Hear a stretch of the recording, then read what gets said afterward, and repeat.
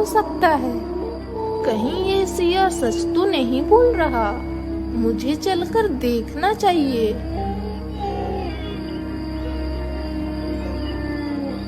पुष्पा आधी रात में ही लालटेन लेकर जंगल की ओर निकल पड़ती है। अरे, ये पुष्पा इतनी रात्रि में लैंटर्न लेके कहाँ जा रही है? मुझे इसका पीछा करके देखना चाहिए।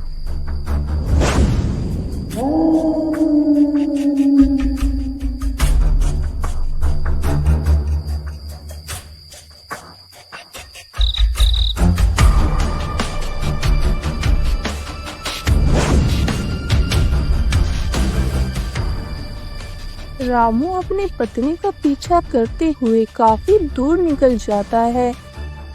अरे, ये तो रुकने का नाम ही नहीं ले रही है। आखिर ये कहाँ जा रही है? पुष्पा चलते चलते एक नदी के पास जाकर रुक जाती है, जहाँ पर एक सियार बैठा हुआ था।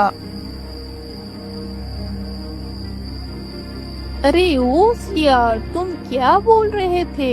ओ, मैं कह रहा था कि आज इस नदी में एक लाश बहती हुई आ रही है। लाश के दाहिने पैर में 4 कीमती रत्न छुपे हुए हैं। यदि कोई भी व्यक्ति मेरी इस बात को सुन और समझ रहा हो तो वो उस लाश को नदी से निकालकर वो 4 रत्न वो खुद ले ले और मुझे वो लाश को दे दे, ताकि मैं उस लाश का मांस खा सकूं। लेकिन सियार, वो लाश तो कहीं दिखाई नहीं दे रही है। अपनी पत्नी को सियार से बात करते देख रामू सोच में पड़ जाता है। अरे, ये कैसी स्त्री है? ये तो एक सियार से बात कर रही है। कहीं ये कोई डाइन तो नहीं? अरे जरा उधर देखो, लाश उधर से बहती हुई आ रही है। पुष्पा ने जैसे ही उस ओर देखा, तभी एक लाश बहते हुए आ रही थी। अरे तुम जल्दी से नदी में उतरो, नहीं तो वो लाश तथा कीमती रत्न हमारे हाथ से निकल जाएंगे। ये बात सुनते ही पुष्पा पानी में जल्दी से उतर जाती है और वो जल्दी ही पानी से लाश को खींचकर बाहर ले आती है।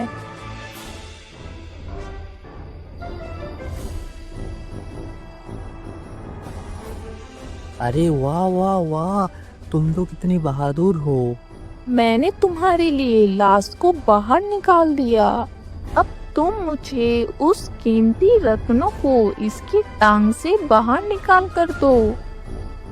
अरे नहीं नहीं, मैं उन रत्नों को नहीं निकाल सकता। यदि मैं मेरे पापी मुख से उन दोनों रत्नों को स्पर्श किया तो वो रत्न गायब हो जाएंगे, इसीलिए वो दोनों रत्नों को तुम्हें ही निकालना पड़ेगा। लेकिन मैं कैसे निकाल सकती हूँ? पास तो कोई खंजर भी नहीं है। वैसे मेरे हिसाब से अगर तुम्हारे पास कोई खंजर नहीं है तो तुम अपने दांतों से ही इस लाश को फाड़कर उन 4 रत्नों को बाहर निकाल लो।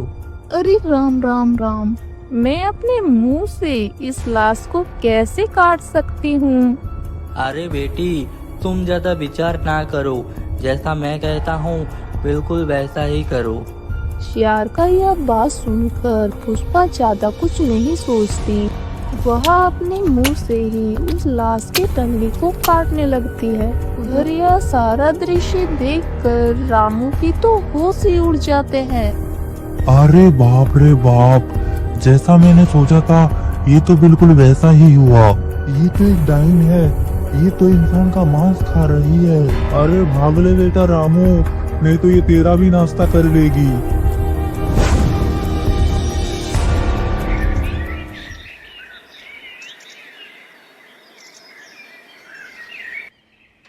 अरे बेटा, ये तुम कैसी बात कर रहे हो?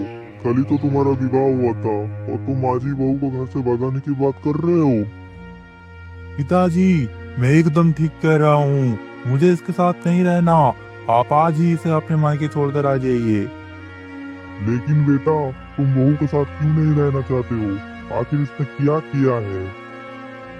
क्योंकि पिताजी, आपकी वो कोई इंसान नहीं बल्कि एक डायन है जो इंसान का मांस नोच नोच कर खाती है।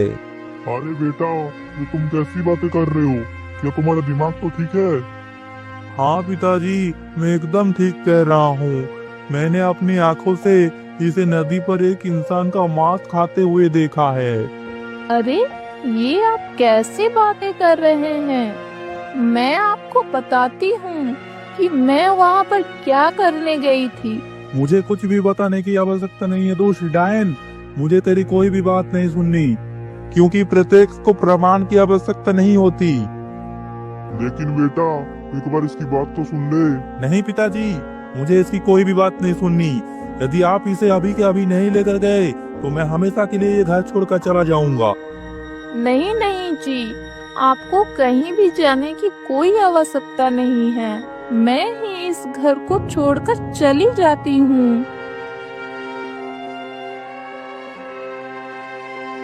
इतना बोलकर पुष्पा अपने ससुर के साथ मायके के लिए निकल जाती है।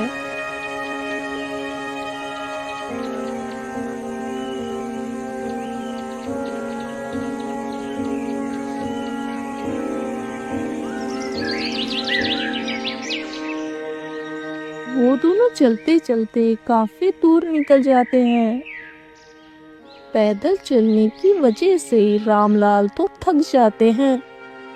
अरे बेटी, मेरा पैर तो इससे आगे बढ़ना ही नहीं चाह रहे हैं।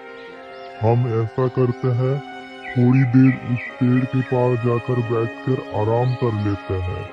उसके बाद हम आगे का सफर तय करेंगे। ठीक है पिताजी, जैसा आप उचित समझे। इतना सोचकर वो दोनों उस पेड़ के पास जाते हैं।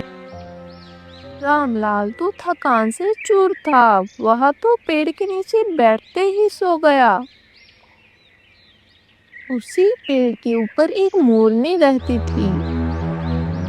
अरे आप लोग इस पेड़ के नीचे ना सोइए, नहीं तो अच्छा नहीं होगा। अगर मेरी बात को समझ पा रहे हैं तो आप लोग यहाँ से तुरंत चले जाइए। अरे मोरनी, मैं तुम्हारी भाषा समझती हूँ।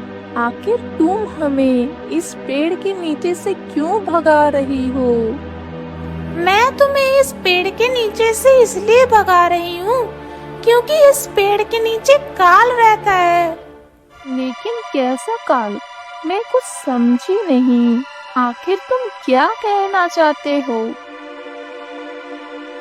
अरे मैं बस इतना ही कहना चाह रही हूँ कि इस पेड़ के नीचे तुम उस बिल को तो देख ही रही हो। हाँ हाँ मोरनी, मैं उस बिल को देख सकती हूँ। आखिर क्या है उस बिल में? इस बिल में एक जहरीला सर्प रहता है। इस वृक्ष के नीचे रुकने वाले सभी राहगीरों को वो सर्प डंस लेता है और उनके आंखें निकलकर खा जाता है तथा उनके सभी खजाने लूटकर अपने बिल में डाल देता है। उस दुष्ट ने मेरे भी नन्हे नन्हे बच्चों को मारकर खा गया है। मैंने कसम खाई है, जब तक मैं उस दुष्ट को मारकर खा न लूं, तब तक मैं इस पेड़ को छोड़कर कहीं नहीं जाऊंगी।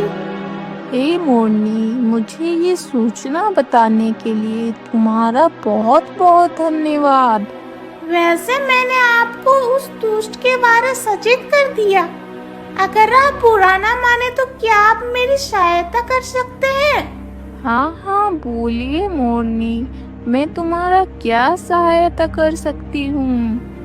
मैं बस आपसे इतनी सहायता चाहती हूँ कि आप उस दुष्ट को मारने में मेरी सहायता करें। आप उस सर्प को मारकर यहीं डाल देना। मैं उस सर्प को खा जाऊंगा, तभी मेरी बदला पूरी हो जाएगी और आप उस सर्प के बिल से सारा धन निकल कर ले जाना। अरे नहीं मोरनी, ये नहीं हो सकता। लेकिन ऐसा क्यों नहीं हो सकता? अरे मोरनी, मैं तुम्हें क्या बताऊं? सिया रटे तो गति भई, अब तुम न रटो निगोड़ी मयूरी। अरे बेटी, ये तुम क्या बोल रहे हो? आखिर ये मोरनी तुमसे क्या बोल रही है? अरे कुछ नहीं पिताजी, आप ये मोरनी की बात छोड़िए। अब हमें यहाँ से निकलना चाहिए। नहीं पुत्री, पहले तुम मुझे सच्चाई बताओ कि आखिर ये मोरनी तुमसे क्या कह रहा है और तुमने ये क्यों बोला? सियार रटे तो ये गति भाई, अब तुम न रटो निगोड़े मयूरी, इसका क्या मतलब है? पिताजी, मैं ये पशु पक्षियों के भाषा को बोल और समझ सकती हूँ। सिया रटे तो ये गति भई का मतलब है कि मैं अपने कमरे में लेटी हुई थी। आपके पुत्र तो कमरे में सो रहे थे, लेकिन मुझे तो नींद नहीं आ रही थी। अभी एक सियार की आवाज आई कि नदी में एक लाश बहती हुई आ रही है। इसके बाएं पैर में 4 रत्न छिपे हुए हैं। यदि कोई व्यक्ति मेरी इस बात को समझ रहा है तो वह उस नदी के किनारे आ जाए। यह सुनकर मैं जल्दी जल्दी नदी के किनारे जा पहुंची। इसके बाद क्या हुआ पुत्री? पिताजी, मैं नदी पर तो पहुंच गई थी, लेकिन कोई खंजर नहीं ले जा पाई। लेकिन ये सब मुझे करते हुए आपके बेटे ने छुपकर देख लिया और उन्हें लगा कि मैं एक डायन हूँ जो कि इंसान की मांस खाती है। उस सियार के चक्कर में पड़कर ही तो आज मेरी ये दुर्दशा हुई है कि मुझे अपने घर से ही बाहर निकाल दिया गया। यदि तुम उन रत्नों को निकाल कर लाई हो तो वो दोनों रत्न कहाँ है? पिताजी, ये देखिए, यही है वो चारों रत्न। दोनों रत्नों को देखकर रामलाल की आंखें तो फटी की फटी रह जाती है। लेकिन पुत्री, तुमने ये बात रामू को क्यों नहीं बताई? लेकिन कैसे बताती? उन्होंने तो मेरी कोई बात सुनी ही नहीं, तो मैं क्या करती? कोई बात नहीं पुत्री, तुम दुखी ना हो। लेकिन इस मोरनी ने तुमसे क्या बताया? ये कौवा बता रहा है कि उस बिल में एक जहरीला सर्प रहता है।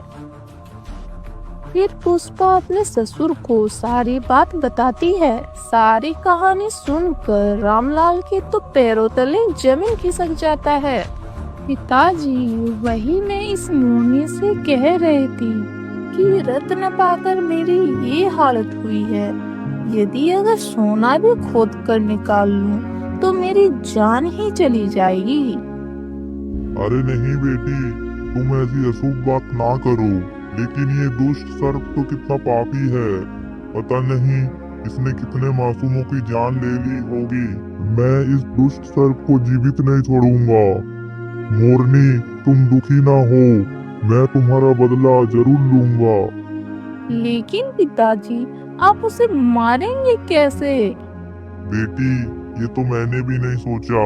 अब तुम ही बताओ, क्या तुम्हारे पास कोई युक्ति है? युक्ति तो है, लेकिन वह बहुत कठिन है। बोल बेटी, उस दुष्ट को मारने की क्या योजना है? हमें उस दुष्ट को खत्म करना ही होगा, नहीं तो वो पता नहीं और भी कितने मासूमों की जान ले लेगा।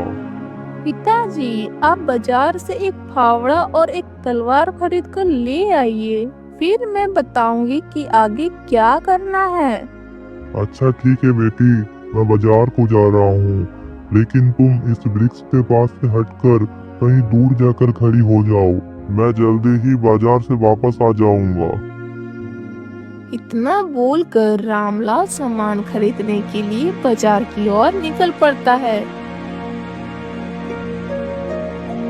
वह चलते चलते जल्दी ही बाजार को पहुंच जाते हैं।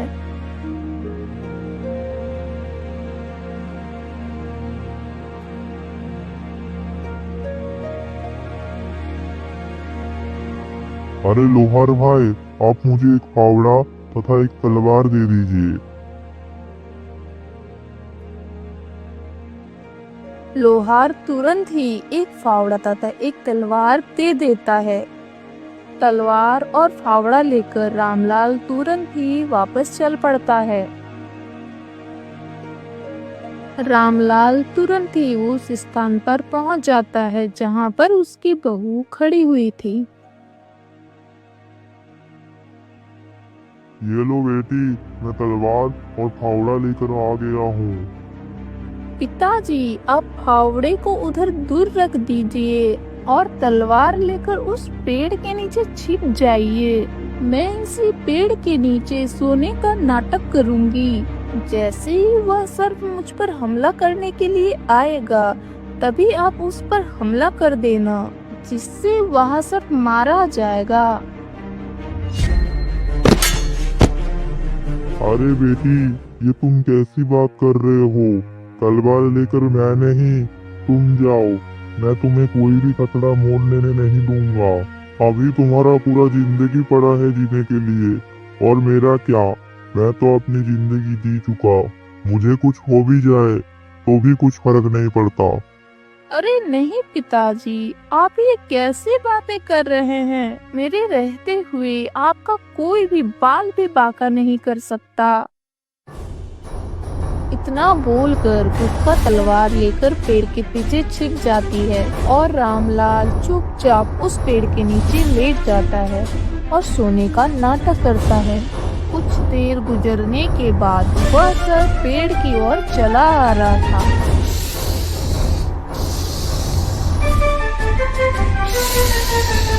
अरे वाह वाह वाह, फिर से एक नया शिकार मेरा प्रतीक्षा कर रहा है।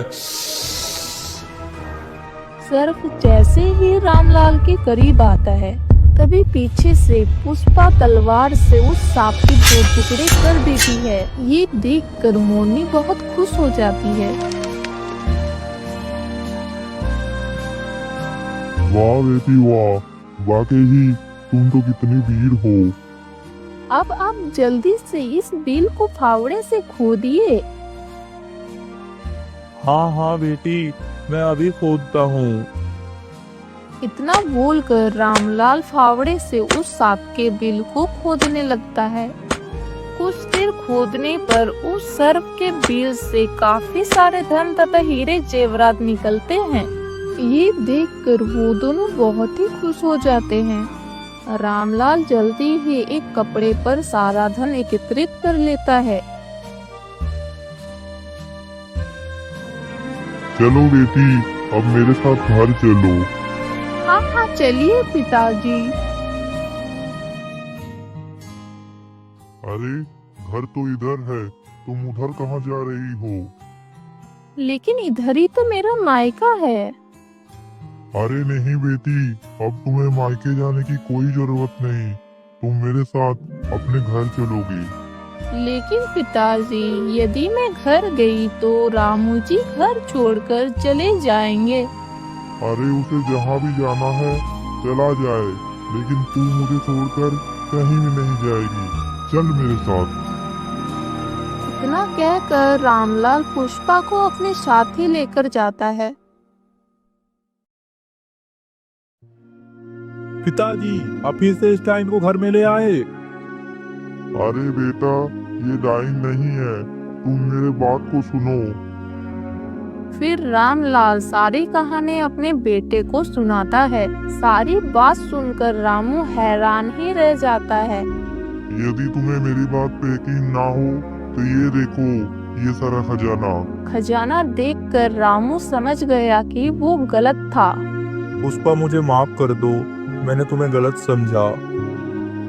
अरे नहीं जी, आप मुझसे माफी मांगकर मुझे लज्जित ना करें। गलती तो हर किसी से हो जाती है।